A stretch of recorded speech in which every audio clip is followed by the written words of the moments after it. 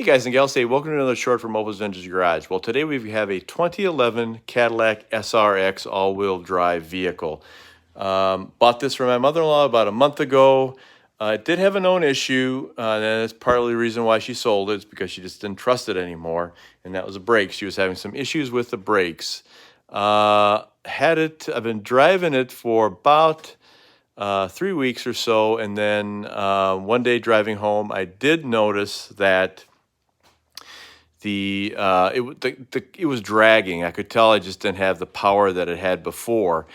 And I was at a stoplight and I let off the brake and I was pointed down a hill and it did not roll forward. So I was afraid that something was hanging up. There was a caliper probably hanging up.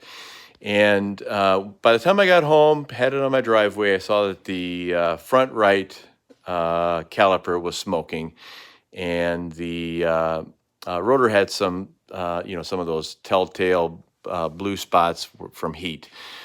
So did a quick diagnosis and realized that the caliper hung up. Replaced the caliper as I was getting ready to bleed the caliper that I installed. I noticed that the brake reservoir was full of black fluid, and I don't know if you can quite see it. Oh yeah, with the contrast of the white container, it's pretty black, and that's even been diluted from bleeding the front brake. Anyway, I took as much out of there as I did.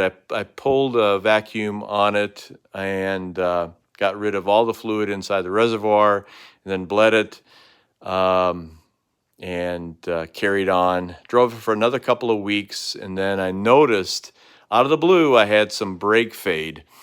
And I did call a buddy who works at a GM shop, and he asked me about the brake fluid, and I said, yeah, it was pretty dirty. It was black when I removed it, and he told me that it's somewhat of a common problem with this type of ABS system, and you have to replace the fluid every couple of years in order to not have to replace that valve body that's associated with the ABS. It's got like a little pump modulator, I think they call it, and that's about $500 to replace or so. He just told me you need to run some brake fluid through it. I have a really nice vacuum bleeder.